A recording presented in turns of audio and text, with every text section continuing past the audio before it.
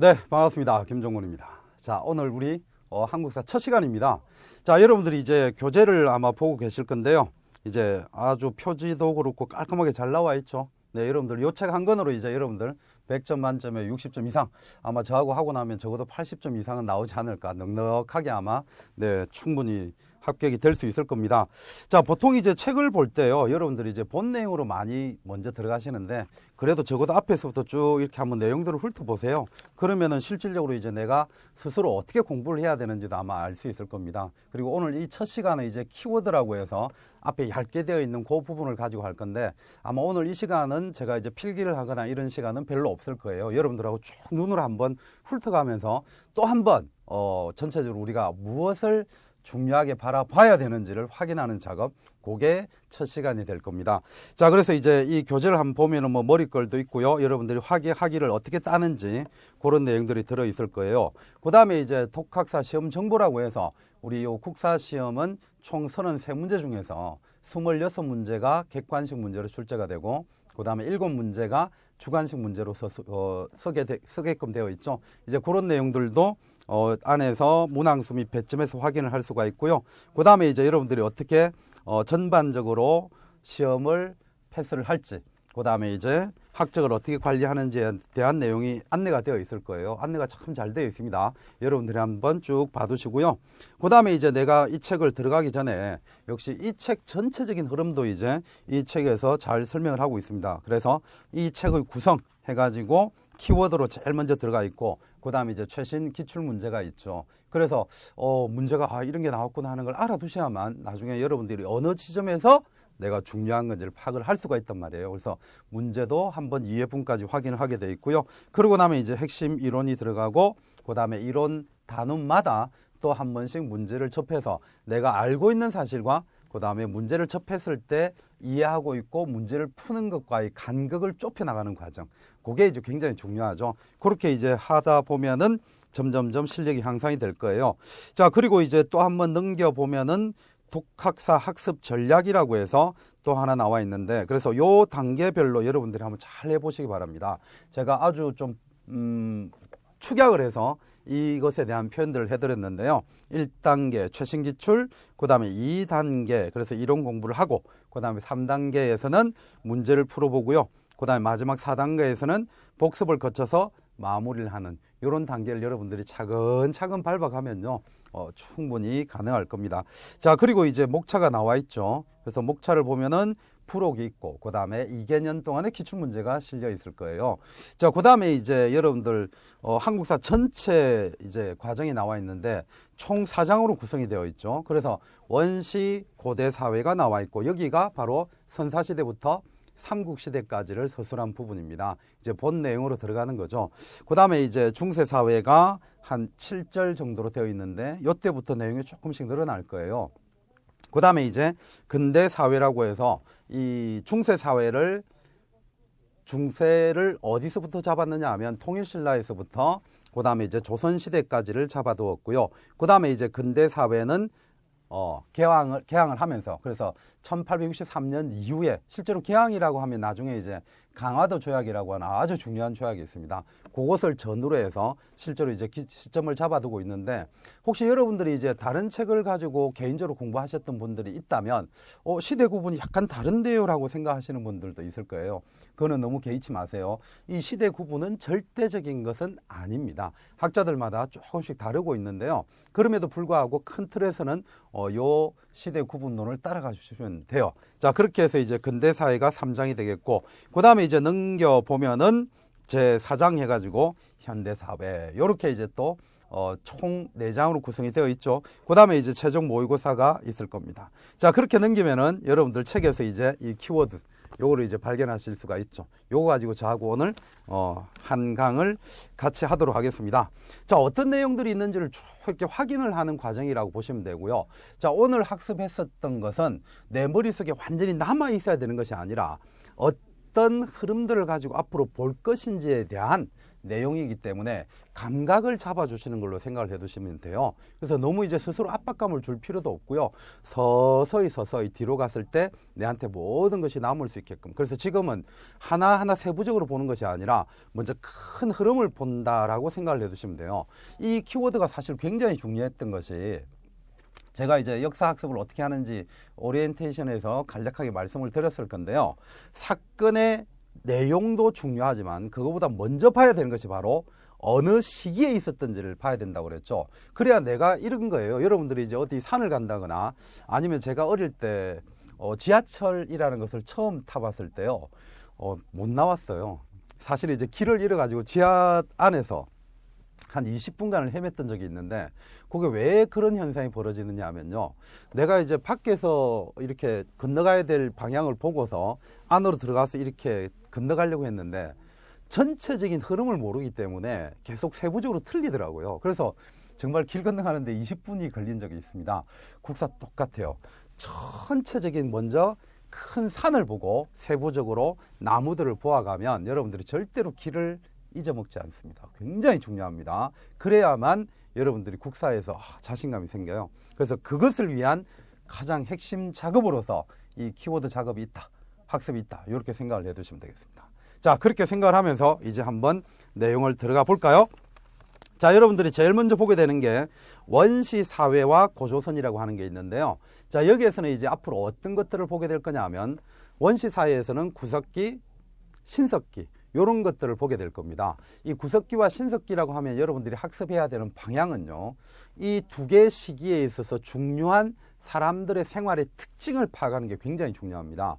특히 이 원시 사회에서는 사람들이 글로 남겨둔 게 없기 때문에 어떤 책자나 이런 걸 통해서 그 사회를 확인을 할 수가 없어요.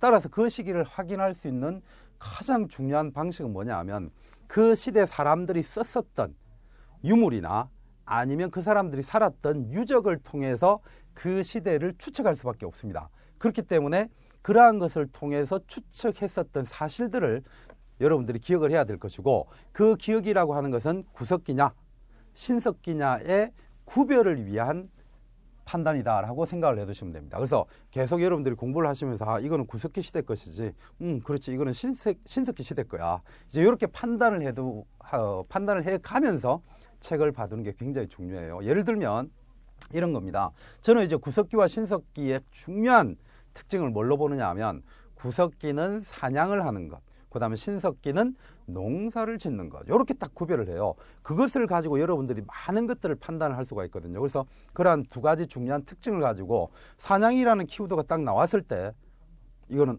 구석기 쪽일 가능성이 높구나, 이렇게 판단을 해주고, 농사를 시작했다, 이렇게 되면은 이거는 신석기 시대가 시작된 것이구나 라고 생각을 해주면서 판단을 내려가는 거죠. 그래서 이거는 때, 시간, 흐름, 요거에 입각해서 여러분들이 시대 구분을 해 두시면 되겠습니다.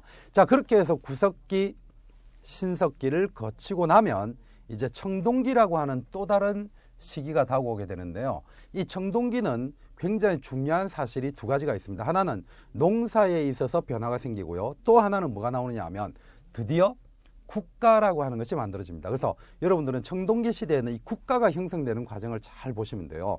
이 국가라고 하는 것은 그냥 형성이 되는 것이 아니라 일종의 계급 내지는 계층이라고 부르는 신분이 등장을 하면서 국가가 성립이 되는데요. 일단은 중요한 키워드는 신분이라는 단어보다는 계급이라는 단어로 기억을 해 두는 게 좋겠습니다. 그래서 이 청동기 사회는 경제적으로는 벼농사, 이거는 무조건 지금 알아두시면 굉장히 좋아요. 나중에 까먹더라도 벼농사라고 하는 경제적인 변화와, 그 다음에 국가 사회적으로는 말 그대로 국가가 탄생한다는 사실, 그리고 국가의 탄생은 바로 계급의 출현에 의해서 나타났다는 것을 기억을 해두면 되겠습니다. 그래서 이때부터 우리가 이제 봐야 되는 것은 무엇이냐, 즉 국가를 바라보게 되어 있습니다. 그래서 이 청동기 시대에 나타난 우리나라 역사에서 최초의 국가는 무엇이 되느냐 하면 바로 고조선. 그래서 이 고조선이라고 하는 나라에 대해서 여러분들은 어느 정도는 정확하게 파악을 해둘 필요가 있습니다. 물론 거기에서 중요한 포인트들도 존재를 하죠. 예를 들면 이 고조선이라는 나라가 언제 탄생했을까? 이런 것들에 대해서 실제로 기록들이 남아있단 말이에요. 그래서 그 기록을 통해서 고조선의 탄생을 파악을 하게끔 되어 있고, 그 다음에 여러분들 개인을 한번 곰곰이 생각을 해보시죠. 지금 여러분들이 이제 이 강의를 들으면서 내가 공부를 하고 있는데, 내가 언제 태어났지? 한 번 정도 생각할 때가 있죠. 그래서 나의 탄생으로부터 현재까지를 쭉 생각을 하다 보면 그 탄생과 그 다음에 성장 과정들을 표현을 하게 될 거예요. 고조선도 마찬가지입니다. 탄생을 보게 돼 있고 그 다음에 성장 과정을 보게 돼 있는데, 이 성장 과정은 나중에 위만조선이라고 하는 단어를 반드시 기억을 해주세요. 그러면 꼭 써먹을 일이 있을 겁니다. 자, 무슨 조선요? 위만조선. 그래서 이 고조선은 탄생하고 나서 기록상으로 남아있는 것은 소위 말하는 위만이라는 사람이 집권을 하기 이전과 그 다음에 위만이라는 사람이 집권을 하고 난 이후를 아주 중요한 기점으로 봐요. 그래서 그 사람 이름을 기억을 해놓고 나면 이 고조선은 어느 정도 끝나게 됩니다. 자, 그 다음에 이제 이 고조선을 판단하는 것은 건국설화, 즉 단군 신화를 통해서 그 사회를 판단하거나 아니면 이제 법이 있어요. 팔조법이라고 하는 게 있는데 그 팔조법을 통해서 확인을 하게 되는 거죠. 그래서 그런 내용들이 지금 키워드 첫 페이지에 쭉 적혀 있습니다. 그래서 키워드 첫 페이지에서 왼쪽 편에 보면요, 구석기에서 신석기 이런 내용들이 있는데, 정치, 가로 1번에 정치 있죠? 가로 2번에 사회 있죠? 이거는 지금 빼버리세요.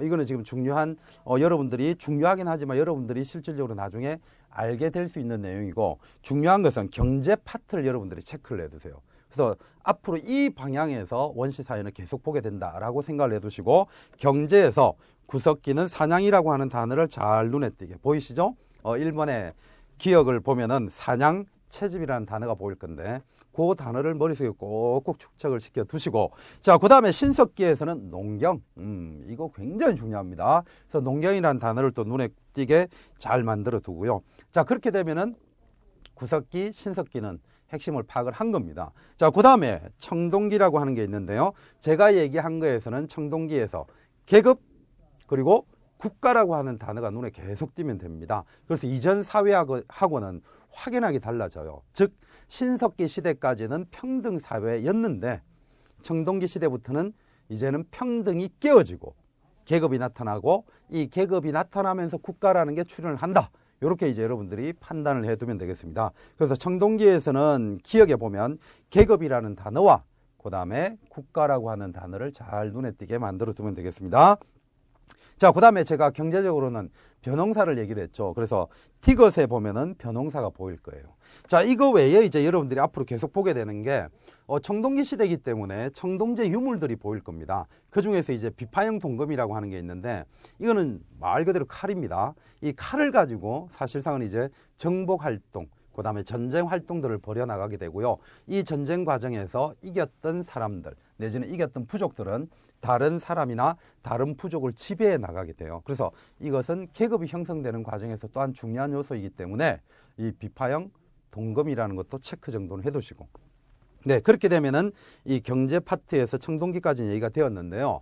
이제 이 청동기 시대를 지나고 나면 철기 시대라고 하는 시대가 오게 됩니다. 즉 구리를 가지고 무언가를 만들어내던 시기에서 이제는 우리가 일상적으로 굉장히 많이 보는 거 있죠? 이 철이라는 것을 통해서 칼이나 도구들을 만들어가는 과정들을 보게 될 겁니다. 그러면서 철기 시대로 넘어가게 되는데, 자, 중요한 것은 뭐냐 하면 이 청동기 시대에서 철기 시대로 넘어오면 국가가 달라진다는 겁니다. 즉 청동기 시대에 형성된 이 고조선이라는 나라가 철기 시대에 가면 무너져요. 그러면서 새로운 국가들이 막 나오게 되는데, 그때 여러분들은 나라 이름을 한 5개 정도 보게 될 겁니다. 부여, 고구려, 옥저, 동해, 사만. 뭐 사만도 쪼개면 3개 정도가 있기 때문에 실제로는 한 7개 내지는 8개 국가의 이름을 보게 될 건데요. 이 철기 시대에서는 바로 그러한 나라들의 특징을 파악을 해두는 게 중요합니다. 물론 시점은 철기 시대에 이러한 나라들이 등장을 했다는 거죠. 그래서 철기 시대에 오면은 여기에서 니연에 보면 연맹왕국들이 나타나기 시작한다라고 했는데, 대표적으로 부여 이런 나라들입니다. 고구려도 이때 나타나고요. 그 다음에 이제 사만이라는 나라도 있고 옥저 동해도 있다고 했습니다. 자, 그래서 이제 철기 시대까지를 그 정도 볼 수가 있겠고, 이제 교재에서 가로 4번에 문화라고 하는 게 있을 거예요. 그죠? 그러면 이 문화는 이제 신석기 시대의 일종의 원시 종교 같은 것들을 얘기를 하고 있는데, 그거는 본 내용에 가서 보도록 하고요. 청동기에서도 선민사상이라고 하는 게 보일 겁니다. 역시 요거는 이제 지배나 아니면 지배 계급을 표현하는 것과 관련이 있는 원시 신앙이다. 이렇게 여러분들이 판단을 해두면 되겠습니다. 자, 그리고 이제 고조선이라고 하는 나라가 보이는데, 일단 제가 한 얘기에서는 중요한 게 이 고조선이라고 하는 나라가 언제 출현했느냐 하는 것을 여러분들이 체크를 해두세요. 그래서 동그라미 1번을 보면 청동기, 요거를 별표를 해놓고, 그 다음에 이제 6번까지 여러 가지 내용들이 있는데요. 자, 거기에서 제가 강조했던 것은 위만. 자, 기억을 할 수가 있겠죠? 위만 조선이라고 하는 게 동그라미 4번에서 두 번째 줄에 있어요. 그래서 그거를 딱 별표를 해놓으면 나중에 본 내용에서 굉장히 큰 역할을 할 거예요.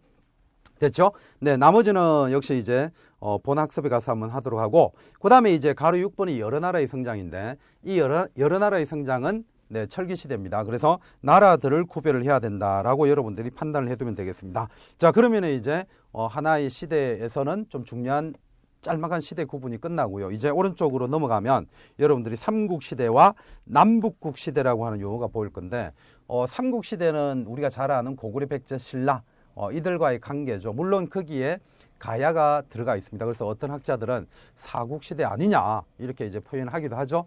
자, 어쨌든 간에 이 삼국시대를 거치고 나면 신라가 삼국을 통일하게 되죠. 우리는 그때부터 통일신라라고 부르게 되고요. 그 과정에서 위쪽에 발해라고 하는 나라가 서게 됩니다. 그래서 신라가 삼국을 통일했을 때 아래쪽에 통일신라가 있고 위쪽에 발해라고 하는 나라가 있기 때문에 우리는 이것을 뭐라고 부르냐면 남북국 시대라고 부릅니다. 자, 여기에서 여러분들이 앞으로 어떻게 공부를 해 주셔야 되느냐 하면, 삼국시대는 중요한 정치적인 사건들, 그 다음에 정치 기구들을 여러분들이 파악을 해 두어야 합니다.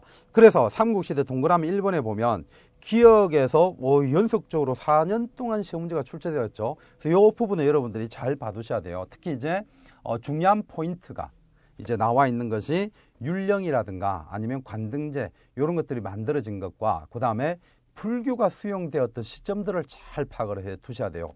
제가 금방 시점들이라고 했습니다. 즉 고구려나 백제나 신라에서 어느 왕 때 이런 것들이 갖추어졌거나 들어왔는지를 파악을 해두는 게 여기에서는 학습의 중요한 포인트가 될 겁니다. 그래서 그것을 생각을 해두시면 되겠고요. 그 다음에 남북국 시대에서도 역시 마찬가지입니다. 여러분들이 남북국 시대라고 표현했을 때는 이제 통일신라와 발해라는 나라를 구별을 해서 생각을 해줘야 되는데요. 이때에도 왕들의 업적, 즉 시점의 문제들을 냅니다. 여러분들은 개인적으로 이제 이 왕이 무엇을 했지? 이런 것들을 왜 자꾸 내나 이렇게 의문을 가질 수도 있는데, 그것은 제가 제일 처음 말씀드렸던 것처럼 역사는 흐름, 시기, 시점의 문제이기 때문에 언제 무엇이 나타났는가 이런 것들을 계속 묻기 위한 방법으로서 왕을 물어요. 그래서 이제 통일신라에서도 그렇고 그 이전에 삼국도 마찬가지입니다. 그 다음에 발해도 그래서 이제 왕을 기억을 해두면 되는데, 발해는 안타깝게도 왕이 우리가 기억할 수 있는 왕은 4명밖에 없어요. 왜 그러냐면 발해가 멸망을 할 때 싹 사라져 버립니다. 그래서 이제 우리가 공부하기에는 좀 편하지만 그래도 이제 마음 한켠에는 좀 안타까운 거죠. 우리 민족의 역사로 들어올 수 있는 이 발해라는 나라에 대한 기록물이 사라졌다라고 하는 사실 때문에 그런 건데요. 자, 어쨌든 그런 부분에서 여러분들이 주의를 해두면 되겠고요. 자, 그 다음에 이제 경제 파트에서는 여러분들이 개념을 조금 잘 잡아두는 게 필요해요. 예를 들면 니은에서 관료전이라고 하는 단어가 있을 건데 요거는 별표 한번 딱 해놓고 지나가세요. 자, 그렇게 해서 경제에서는 개념을 잡아두는 게 필요하고요. 그 다음에 나머지 산업 부분에서는 요거는 지나가도록 하겠습니다. 자, 그 다음에 이제 사회 파트에서는 계급이 발생하면서부터 얘네들끼리도 일정한 층들이 이루어지겠죠. 그러면서 이제 신분제가 형성이 되게 되는데 그게 바로 이제 고대 파트가 되겠고요. 여러분들이 눈에 보이기에 기출문제가 별로 없어 보입니다. 그죠? 그러나 신라의 골품제 정도는 체크를 해두고 우리가 본 내용에서 여러분들이 주의 깊게 한번 볼 수 있도록 골품제라는 단어는 체크를 해두기 바랍니다. 요거는 기출에서 한번 있어요. 자, 그 다음에 이제 사회 조직 같은 경우에는 이런 기구들이 무엇을 했는지, 즉 이제 골품제에서 기출이 있다고 했는데요. 이 골품제가 사회 조직에서도 역시 같은 얘기가 되겠고 그 부분에서 여러분들이 조금 유의를 해두면 되겠습니다. 됐죠? 네, 그 다음에 이제 문화가 있습니다. 자, 문화를 대부분 이제 어려워하는데요. 저도 대부분 어렸을 때 문화를 좀 싫어했었어요. 왜냐하면 당장에 딱 다가오는 느낌, 외울 게 많다는 거잖아요. 그러나 이제 이것도 공부하는 방법에 따라서는 달라질 수가 있습니다. 그래서 우리가 이제 시험에서 사실은 어떻게 이 문화 파트를 해결할 것인가 하는 부분이 남아 있는데, 역시 계속 제가 강조하는 것은 이것이 언제 나온 것인지 그런 것들을 유의하면서 봐준다면 여러분들이 굉장히 편한 부분이 될 거고요. 특히 남북국 시대에서 불교는 여러분들이 별표를 해두세요. 요 파트에서 시험 문제가 굉장히 많이 나와요. 예를 들어서 원효나 의상 이런 사람들은 구별을 해야 되고, 그 다음에 이제 불교 종파로서 교종과 선종이라는 게 있는데 그것도 역시 구별을 해줘야 됩니다. 자, 그렇게 하면 이제 고대 사회는 어느 정도 끝나게 되고요. 자, 그 다음에 이제 넘어가게 되면은, 자, 여러분들이 이제 고려 시대로 세 번째 페이지로 넘어가게 돼 있죠. 그래서 고려시대. 자, 고려시대 여러분들 정치제도 한번 보세요. 이거 뭐 엄청나죠? 예를 들어서 올해 나왔던 시험에서는 네 문제가 고려 정치에 집중되어 있어요. 굉장히 중요하다는 얘기입니다. 그래서 이거는 여러분들이 무조건 장악을 해 두셔야 돼요. 뭐 그렇게 겁낼 일은 아닙니다. 편해요. 그러나 이 고려 정치라고 하는 것이 집중적으로 문제가 나왔고 11년, 12년, 13년도에도 문제가 나왔는데, 여기에서는 여러분들이 누구를 이제 나중에 잘 봐둬야 되느냐 하면 고려를 건국한 태조 왕건, 그 다음에 이제 광종, 그 아들이죠. 그 다음에 그 다음에 또 나오는 왕이 성종. 이 세 사람을 구별만 잘 해두면요, 정말 고려 정치는 식은 죽먹기입니다. 그래서 그 세 명을 여러분들이 집중적으로 공부를 한다라고 생각을 해두고, 그런 과정에서 고려 시대부터는요, 조선도 마찬가지입니다. 정치 기구의 역할을 파악을 하셔야 돼요. 그래서 기출문제에 보면 도병마사라고 하는 것이 출제가 되기도 했고요. 그 다음에 아니면 중서문화성 이런 것들이 출제되기도 합니다. 그래서 고려시대에는 정치 기구를 앞시기와는 다르게 조금 더 주목을 하면서 그것을 기억해두는, 학습을 해두면 될 겁니다. 그래서 일단 도병마사, 그 다음에 중서문화성 이런 기구들을 기억을 지금 한번 하거나 아니면 체크를 해두기 바랍니다. 자, 그래서 정치에서 그 다음에 리얼을 보면 도병마사라는 단어가 나오죠. 그 다음에 이제 무신집권기도 실질적으로 시험에서 중요한 요소가 되기도 합니다. 자, 그 다음에 아래쪽에 지방행정이 있고 군사제도가 있는데요. 그 다음에 기출들이 거기서는 띄엄띄엄 있죠. 요거는 이제 본 내용에 가서 저하고 한 번 더 보도록 하고요. 그 다음에 이제 사회에 가면은 신분제 부분이 있을 거예요. 그 신분제에서 디귿 밑에 보면 디귿이 중간 계층의 대두인데 점 4개가 있으면서 나눠져 있죠. 이거는 신분 구성이라고 여러분들이 알아두시면 됩니다. 거기에 보면 귀족, 중간 계층, 양인, 천민 이렇게 나눠져 있는데 요거는 왼쪽에다 예쁘게 신분 구분이라고 여러분들이 알아두면 되겠습니다. 자, 그 다음에 이제 사회 조직으로서 문벌 귀족에 관해서 묻기도 했는데요. 왜 이것을 묻기도 하느냐 하면 고려시대에는 이들이 전반적으로 고려를 이끌어왔기 때문에 물을 수가 있습니다. 고려 말에 가면 이제 권문세족이라고 해서 별도로 존재를 해요. 그래서 이제 그것도 역시 본 내용에 가서 한번 보도록 하겠고요. 일단 기출을 본다면 문벌 귀족이 나왔지만 권문세족도 만만치 않습니다. 역시 한번 체크 정도는 해두고, 그 다음에 이제 문화로 넘어갔을 경우에는 역시 고려시대에도 불교가 조금 중요해요. 그러나 고려시대에는 사상적으로 불교만 쭉 있는 것이 아니라 유학이라는 것이 들어오기 때문에 불교나 유학 부분에서 문제가 한 번씩 고르게 출제가 되는 편입니다. 그렇기 때문에 2012년도에는 불교가 출제되었고 2013년도에는 유교가 출제가 되었죠. 근데 아무래도 이제 이쪽에서는 역시 불교가 조금 더 우세라고 여러분들이 생각을 해 두시면 되겠습니다. 자, 그래서 이제 고려시대에는 문화에서 불교와 유교를 여러분들이 조금 집중적으로 주목을 해 둔다면 좋겠고요. 그 나머지는 이제 전통사상 및 도교가 있는데요. 여기에서는 묘청의 서경천도운동 무조건 별표입니다. 자, 이거는 이제 여기에서 문화로 분류를 하기도 하지만 정치 파트에서 굉장히 중요한 사건입니다. 이거는 너무나 중요한 거예요. 이 묘청이라는 사람은 풍수설을 이용해서 어떤 서경천도운동을 벌였는데 그것을 무조건 여러분들이 기억을 해 두셔야 돼요. 아주 중요합니다. 자, 그렇게 해서 고려는 끝을 내고요.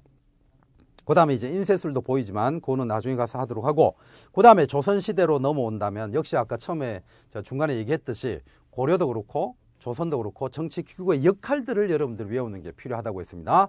자, 그래서 정치 제도에서 역시 별표들을 한번 해두고 나중에 정치기구가 어떤 역할들을 하는지 한번 보도록 하겠습니다. 자, 그 다음에 이제 지방행정이 보일 거고요.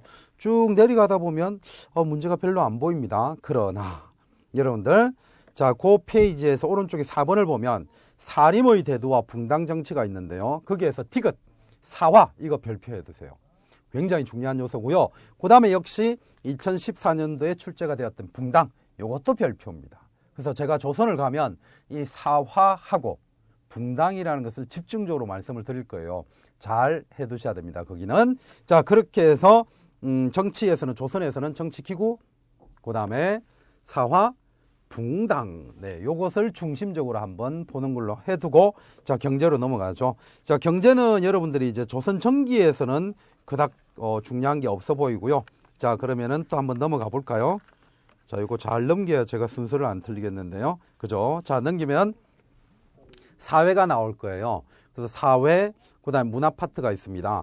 자, 여기에서 조선의 문화는 성리학적인 문화입니다. 그래서 이게 좀 어려워요. 근데 가만히 보면 생각보다 기출문제가 없죠. 그래서 이 파트는 사실은 좀 사상적으로 성리학이라는 게 어렵기 때문에 아마 문제가 조금 덜 출제가 되지 않았나 싶은데요. 그래서 요거는 출제 빈도수가 낮기 때문에 지금은 언급을 하지 않고 지나가겠습니다. 자, 그리고 이제 5번에 조선시대 돼 있는데 이거는 후기라고 돼 있죠. 여기가 사실은 또 중요할 수가 있어요. 어떻게 보면 조선 전기보다 조선 후기가 조금 더 중요해 보입니다. 자, 그런 점에서 정치 제도의 변화가 보일 건데요. 여기에서는 여러분들은 3명을 만나게 될 겁니다. 최근에 드라마나 이런 데서도 굉장히 많이 나오기도 하죠. 숙종, 그 다음에 영조, 그리고 정조, 이렇게 3명은 반드시 파악을 한다 라는 마음으로 여러분들이 조선을 만나면 되겠습니다. 그래서 여기에서는 정치제도에서 니은을 보면요, 영정조의 탕평책이 있을 겁니다. 그거를 한번 딱 별표해 놓고 지나가죠. 그러면서 이제 대웅군 얘기까지가 나오고 있고요. 자, 그 다음에 이제 경제 파트에서는 토지 제도가 있는데, 요거는 이제 조선 전기의 토지 제도에서 후기로 어떻게 변화하는지를 나중에 파악을 해둬야 되고요. 이런 과정에서 경제가 문란해집니다. 이것을 극복하고자 했었던, 즉 주장을 한 사람들이 나오게 되는데, 실학 파트라고 하는 게 있죠. 그래서 실학자들의 주장을 여러분들이 문제 속에서 만나게 될 거예요. 그래서 유영원, 이익, 정약용이라는 사람이 나오는데 이 세 사람도 한번 별표는 해두고요. 자, 그 다음에 조세제도에서는 영정법, 대동법, 균역법이 있는데 그 중에서 대동법과 균역법은 무조건 별표입니다. 요거 잘 정리를 하셔야 돼요. 그때 가서 제가 얘기를 할 때 여러분들이 요거는 그냥 흘려들으면 안 됩니다. 굉장히 중요한 요소이기 때문에 지금 별표를 확실히 해놓고 조선 후기의 조세제도의 변화를 봐두면 되고요. 자, 그 다음에 산업 부분에서도 기출문제가 한 2개 정도 지금 체크가 되어 있을 건데 지금은 지나갑니다.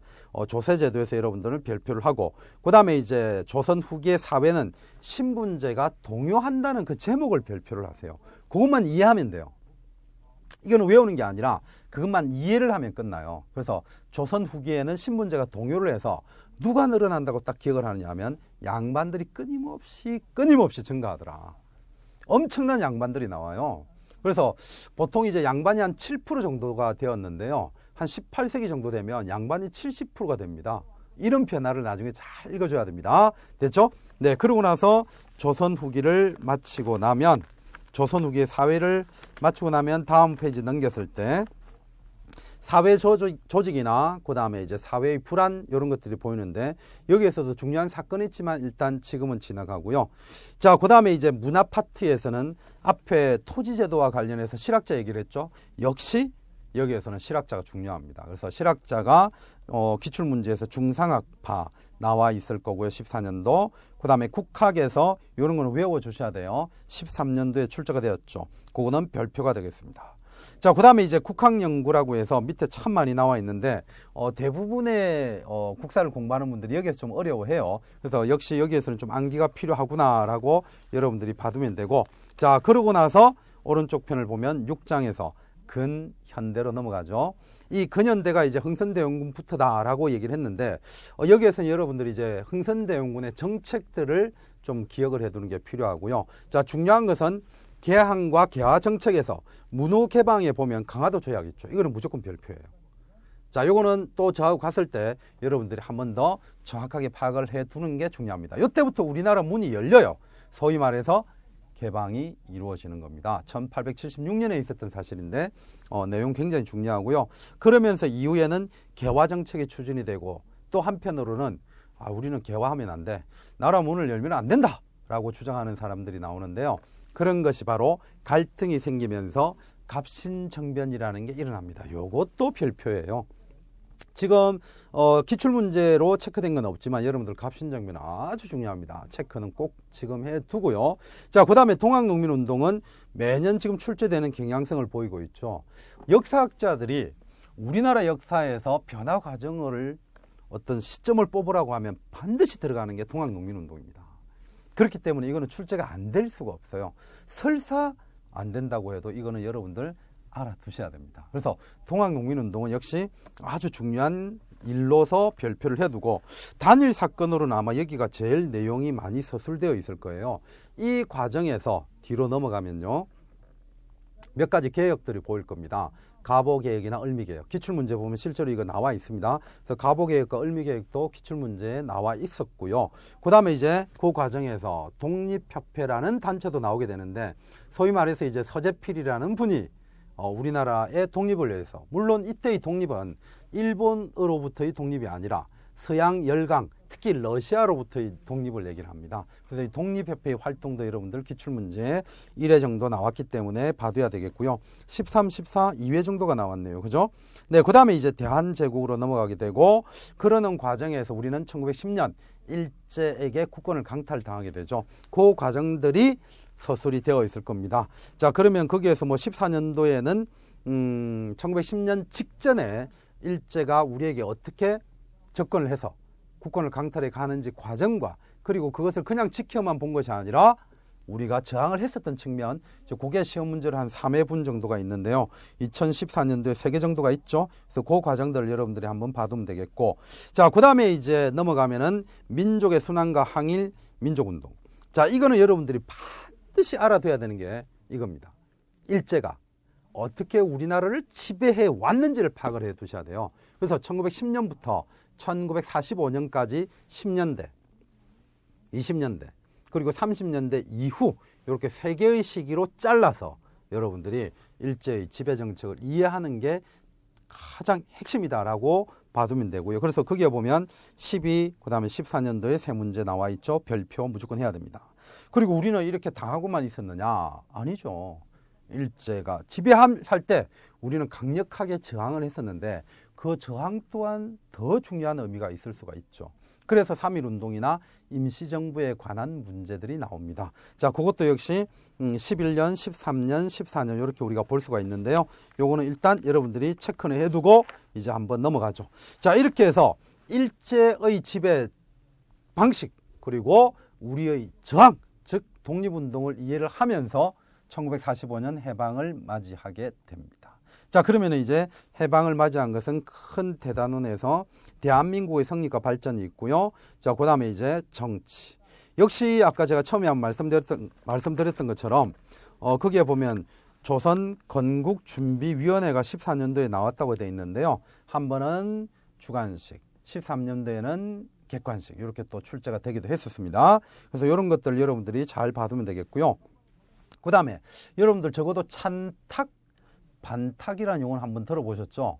만약에 이제 안 들어봤다면 이것을 그때 가서 한번 보겠지만, 이 찬탁, 반탁은 우리가 일제의 강점으로부터 벗어났는데 열강의 신탁 통치가 결정되는 과정이 있어요. 그걸 우리는 이제 미소간에 있었던 모스크바 삼상회의라고 얘기를 하는데, 이 모스크바 삼상회의의 결과 어떤 일들이 벌어지는지 그걸 여러분들이 잘 봐두면 돼요. 그래서 미소공동위원회가 기출로 한번 나와 있는데 어쨌든 찬탁, 반탁 과정과 관련되기도 하는 겁니다. 또 그 내용에서 여러분들이 조금 집중을 해주고요. 자, 그 다음에 이제 경제 파트에서는 일제강점기의 토지조사 사업 별표 한번 해줍니다. 자, 이것도 역시 중요해요. 20년대는 삼위정식 계획이 있고 30년대 이후에는 또 다른 정책들이 나오긴 하는데 10년대의 토지조사 사업과 20년대의 삼위정식 계획이 조금 중요합니다. 네, 그렇게 해서 10년, 20년, 30년대의 일제의 지배정책 중에서 경제, 그거를 또 한 번 더 확인을 해두면 되겠고, 자, 그 다음에 이제 사회의 변화 과정들은 몇 가지가 서술되어 있는데 지금은 지나가도록 하겠습니다. 자, 그러고 나서 오른쪽에 또 보면은 현대 사회에서 우리 민족에서 굉장히 아픈 기억 중에 하나죠. 네, 6.25 전쟁이 발생을 하면서 또 한번 새로운 시기를 맞이하게 됩니다. 그 이후에 이제 대통령들이 쭉 등장을 하는데요. 초대 대통령 이승만으로부터 그 다음에 현재 대통령까지. 근데 시험 문제에서는 이제 현재 대통령까지는 잘 안 나오죠. 초대 대통령에서 박정희 대통령까지만 여러분들이 어느 정도 잡아두시면 시험 문제에서는 충분히 대응을 할 수가 있어요. 자, 그래서 이 이승만 정권의 독재 강화가 있는데 4.19 혁명 별표입니다. 자, 제가 아까 동학농민운동에서 이런 얘기를 드렸죠. 역사학자들이 우리나라 역사에서 굉장히 중요한 변화, 분기점으로 잡는 게 동학이다. 그리고 현대 파트에서는 바로 4.19입니다. 그렇기 때문에 이 4.19 혁명도 여러분들은 반드시 그 과정이나 결과를 기억을 해두면 굉장히 좋겠습니다. 네, 그렇게 해서 4.19 혁명도 별표를 한번 딱 진하게 해두고요. 자, 그 다음에 4.19 혁명 이후에 박정희 정부가 들어서게 되죠. 그래서 이제 5.16 군사 쿠데타, 그 다음에 이제 박정희의 제목을 보시면 군부정권, 그 다음에 권력 강화라고 이렇게 되어 있을 건데 그 권력 강화의 가장 대표적인 시기가 바로 유신체제입니다. 그래서 디귿에 보면 유신체제에서 벌써 두 문제나 나왔죠. 그래서 이것도 역시 기출에서 두 문제 이미 나왔지만 여러분들 요거는 별표를 해두어야 해요. 그래서 유신체제와 그 이전의 시기들의 박정희 정부를 구별해야 됩니다. 그거를 구별해야 돼요. 박정희가 집권을 했다. 그냥 박정희 무조건 그냥 했다가는 큰일 나요. 그래서 이걸 유신체제와 그 이전을 구별하는 아주 중요한 생각이 필요합니다. 그렇기 때문에 유신을 잘 봐두시면 되겠고요. 자, 그러고 나면 이제 새로운 국제 질서가 형성이 되거나 이런 것들을 해서 여러분들이 실질적으로 한국사는 끝을 맺게 되는 거죠. 자, 조금 이제 바쁘게 진행이 된 듯한데요. 좀 어떻습니까? 여러분들이 앞으로 어떻게 내가 공부를 해야 되겠는지 그림이 좀 그려지시나요? 그런 그림들이 머릿속에 조금 남아있으면 좋겠고요. 시간이 된다면 여러분들이 조금 한번 흐름을 잡아주는 선생님이 말씀드렸던 중요 포인트 이런 것들을 한번 더 쭉 확인을 해주는 것도 좋을 것 같아요. 자, 그럼 오늘 수업은 이렇게 마치고요. 머릿속에 그 큰 그림이 계속 남아있기를 부탁드립니다. 자, 그러면 쉬었다가 다음 시간에 또 뵙겠습니다.